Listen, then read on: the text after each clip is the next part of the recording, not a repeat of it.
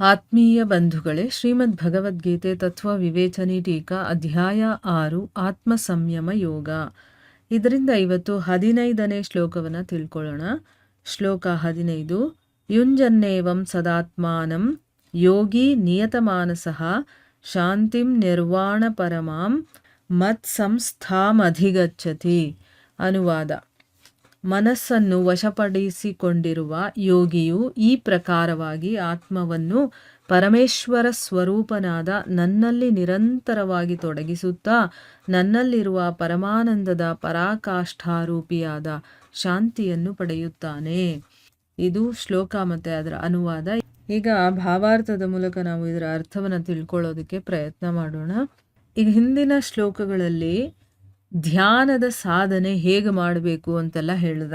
ಯಾವ ರೀತಿ ಭಗವಂತನನ್ನು ನೆನಪಿಸ್ಕೊಂಡು ಅವನ ರೂಪವನ್ನು ನಮ್ಮ ಮನಸ್ಸಲ್ಲಿ ಇಟ್ಕೊಂಡು ಧ್ಯಾನ ಮಾಡೋದು, ಹೇಗೆ ಕೂತ್ಕೊಳ್ಬೇಕು ಎಲ್ಲ ಹೇಳ್ದ. ಈಗ ಧ್ಯಾನ ಯೋಗದ ಸಾಧನೆಯನ್ನು ಮಾಡಿದಾಗ ನಮಗೇನು ಫಲ ಸಿಗುತ್ತೆ ಅನ್ನೋದ್ರ ಬಗ್ಗೆ ಈಗ ತಿಳಿಸ್ತಾನೆ.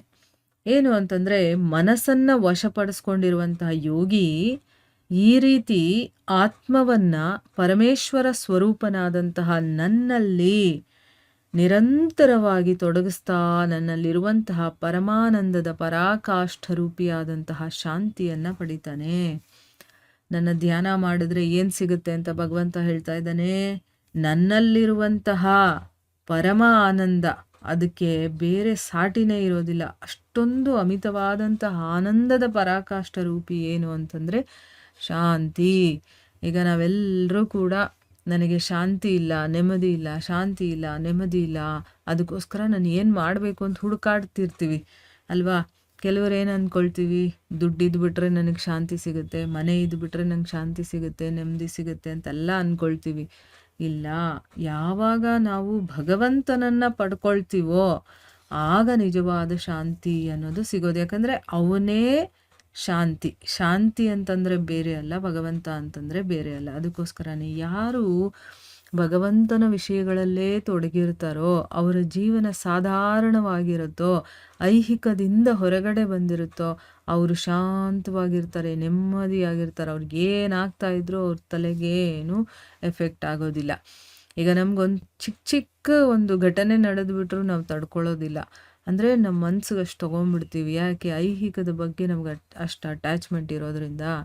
ಸೊ ಯಾರಿಗೆ ಶಾಂತಿ ಸಿಗುತ್ತೆ ಅನ್ನೋದು ನಮಗೆ ಗೊತ್ತಾಯ್ತಲ್ವ. ಈಗ ಯಾರಿಗೆ ಭಗವಂತನ ಸಾಕ್ಷಾತ್ಕಾರವಾಗಿರುತ್ತೋ ಅಂಥವ್ರು, ಅಂದರೆ ಮನಸ್ಸನ್ನು ಯಾರು ವಶಪಡಿಸ್ಕೊಂಡಿರ್ತಾರೋ, ಅದು ಹೇಳ್ದಾಗೆಲ್ಲ ಕೇಳಬಾರ್ದು, ಅದನ್ನು ತನ್ನ ಕಂಟ್ರೋಲಲ್ಲಿ ಇಟ್ಕೊಂಡಿರ್ತಾರೋ ಅಂಥವನಿಗೆ ಪರಮಶಾಂತಿ ಅನ್ನೋದು ಸಿಗುತ್ತೆ ಅನ್ನೋದು ಇದರ ಅರ್ಥ.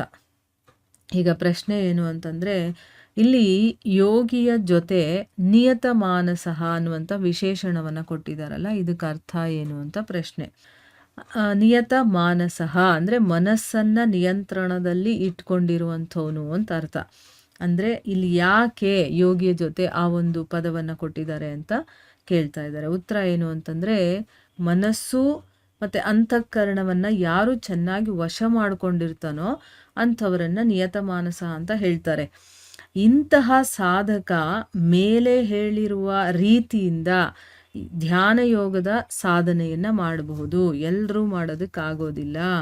ಯಾರು ಮನಸ್ಸನ್ನು ನಿಗ್ರಹಣೆ ಮಾಡಿ ಇಟ್ಕೊಂಡಿರ್ತಾನೋ ಅಂಥವನು ಮಾತ್ರ ಧ್ಯಾನ ಯೋಗದ ಸಾಧನೆಯನ್ನು ಮಾಡೋದಕ್ಕಾಗೋದು.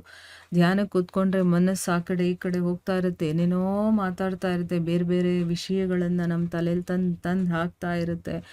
ಆ ರೀತಿ ಎಲ್ಲ ಮನಸ್ಸಲ್ಲಿ ಇಟ್ಕೊಂಡಾಗ ನಾವು ಧ್ಯಾನ ಮಾಡೋದಕ್ಕಾಗೋದಿಲ್ಲ.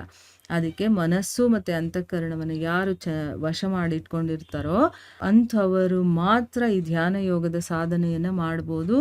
ಇದೇ ಮಾತನ್ನು ತಿಳಿಸೋದಕ್ಕೋಸ್ಕರ ಯೋಗಿಯ ಜೊತೆ ನಿಯತ ಮಾನಸ ಅನ್ನುವಂಥ ವಿಶೇಷಣವನ್ನು ಕೊಟ್ಟಿದ್ದಾರೆ.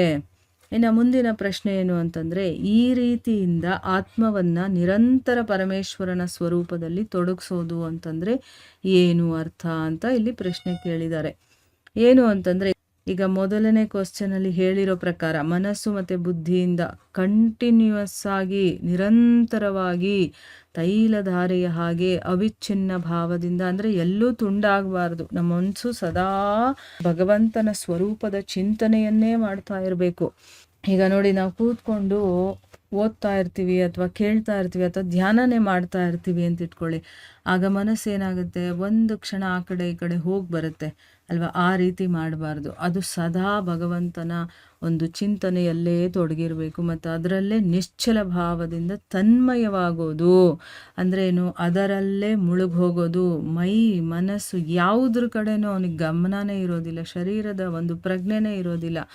ಅಷ್ಟು ಒಂದು ನಿಶ್ಚಲವಾದಂಥ ಭಾವದಿಂದ ಅವನು ಮುಳುಗೋಗಿರ್ತಾನೆ ಭಗವಂತನ ಧ್ಯಾನದಲ್ಲಿ. ಆ ರೀತಿಯ ಒಂದು ತನ್ಮಯವಾಗೋದಿದೆಯಲ್ಲ, ಅದನ್ನು ಆತ್ಮವನ್ನು ಪರಮಾತ್ಮನ ಸ್ವರೂಪದಲ್ಲಿ ತೊಡಗಿಸೋದು ಅಂತ ಹೇಳೋದು. ಈಗ ನಾವು ಯಾರನ್ನಾದರೂ ತುಂಬ ಪ್ರೀತಿಸ್ತಾ ಇದ್ದರೆ, ಅವ್ರ ಬಗ್ಗೆನೇ ನಮಗೆ ಯೋಚನೆ ಇದ್ದಾಗ ನಾವು ಏನು ಕೆಲಸ ಮಾಡ್ತಾ ಇದ್ದೀವಿ ಅಥವಾ ನಾವು ಎಲ್ಲಿದ್ದು ಎಲ್ಲ ಮರೆತು ಅವರ ಒಂದು ಚಿಂತನೆಯಲ್ಲೇ ಮುಳುಗೋಗ್ತೀವಿ ನೋಡಿ. ಆ ರೀತಿ ನಮಗೆ ಭಗವಂತನಲ್ಲಿ ಆಸಕ್ತಿ ಬರಬೇಕು, ನಮ್ಮ ಮನಸ್ಸು ಅವನಲ್ಲೇ ತೊಡಗಿರಬೇಕು. ಅದನ್ನು ಆತ್ಮನನ್ನು ಪರಮಾತ್ಮನ ಸ್ವರೂಪದಲ್ಲಿ ತೊಡಗಿಸೋದು ಅಂತ ಹೇಳೋದು. ಈಗ ಅರ್ಥ ಆಗಿದೆ ಅಲ್ವಾ? ಇಲ್ಲಿಗೆ ನಾವು ನಿಲ್ಲಿಸೋಣ. ಹರೇ ಕೃಷ್ಣ.